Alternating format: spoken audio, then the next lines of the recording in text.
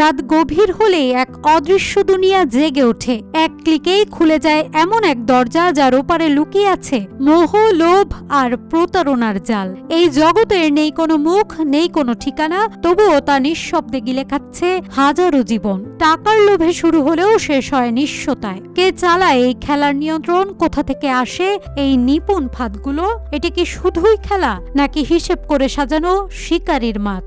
আজ আমরা প্রবেশ করব সেই রহস্যময় গলিতে, যেখানে ঝকঝকে আলোয় ঢাকা পড়ে আছে গভীর অন্ধকার। চলমান বিশ্বের সবচেয়ে জনপ্রিয় টি-20 লিগ IPL, BPL, বিশ্বের অন্যান্য ক্রিকেটগুলোর পাশাপাশি আন্তর্জাতিক ক্রিকেট ম্যাচগুলোকেও টার্গেট করে অনলাইন জুয়ার প্রচার চলে। মূলত ক্রিকেটের বড় আসরগুলোকে টার্গেট করে জুয়ার বাজার জমজমাট হয়। ফেসবুক, ইনস্টাগ্রাম, গুগলে বাংলাদেশের অনলাইন জুয়ার বিজ্ঞাপন চলছে অবাধে। দেশের শীর্ষ তারকারা অর্থের বিনিময়ে এসব বিজ্ঞাপনের প্রচারে অংশ নিচ্ছেন। 2024 সালের সরকারি হিসেব মতে দেশের 50 লাখ মানুষ ইন্টারনেট বা মোবাইল ব্যবহার করে অনলাইন জুয়া বা ক্যাসিনো খেলায় অংশ নিচ্ছেন। জয়া আহসান, পরিমণি, নুসরাত ফারিয়া, মাহিয়া মাহি, শবনম বুবলি, পিয়া জান্নাতুল ও কেয়া পায়েল নিয়মিত জুয়া বা ক্যাসিনো বিজ্ঞাপনের প্রচার চালিয়ে যাচ্ছেন। অভিযোগ রয়েছে রাঘব বোয়াল বাদ দিয়ে চুনোপুটি ধরতে ব্যস্ত প্রশাসন। জুয়ায় জড়িত নায়িকাদের সঙ্গে প্রশাসনের কর্তা ব্যক্তিদের বিশেষ সম্পর্ক থাকায় তাদের বিরুদ্ধে কোনো ব্যবস্থা নেওয়া হয় না। অনলাইন জুয়ায় দেশ থেকে প্রতি বছর হাজার হাজার কোটি টাকা পাচার হয়ে যাচ্ছে। সংশ্লিষ্ট তদন্ত সংস্থাগুলোর গাফিলতিতে দিন দিন অনলাইন জুয়ার ব্যবসার প্রসার বাড়ছে।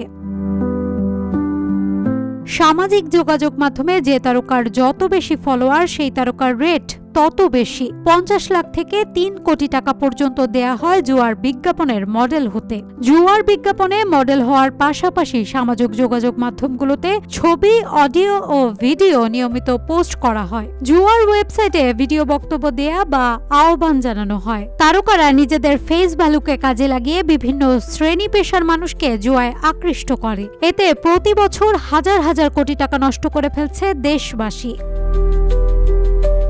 কয়েকজন নায়িকার ম্যানেজার জানিয়েছে, জুয়া বা ক্যাসিনো কোম্পানির এজেন্টরা কোটি টাকার চেক ও সুটকেস নিয়ে আসেন।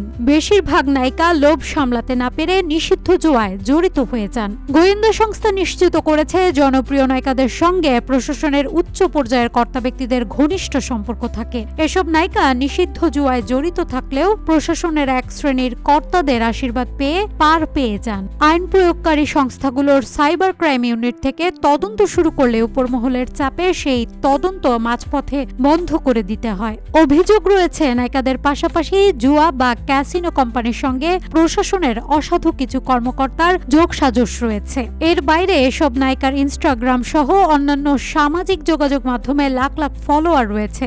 নায়িকারা নিজেদের আইডিতে নিজের ছবি, ভিডিও এবং পেশাগত কাজের তথ্য ছাড়াও টাকার বিনিময়ে বিজ্ঞাপন পোস্ট করেন। ফলোয়ারের সংখ্যার উপর ভিত্তি করে মোটা অঙ্কের অর্থ নিয়ে থাকেন তারা। এদিকে চিত্রনায়িকা অপু বিশ্বাস জানিয়েছেন, গত কয়েক বছরে তিনি এবং তার টিম জুয়ার সাইটে প্রচার এবং অ্যাম্বাসেডর হওয়ার প্রস্তাব পেয়েছেন। প্রতি বছরই সেই প্রস্তাব তিনি প্রত্যাখ্যান করেছেন। মূলত জুয়ার বিজ্ঞাপনের প্রচার বছর চুক্তিতে মোটা অঙ্কের টাকা অফার করে। তবুও দেশের আইনে নিষিদ্ধ জুয়ার সঙ্গে কোনোভাবেই রাজি হননি অপু বিশ্বাস।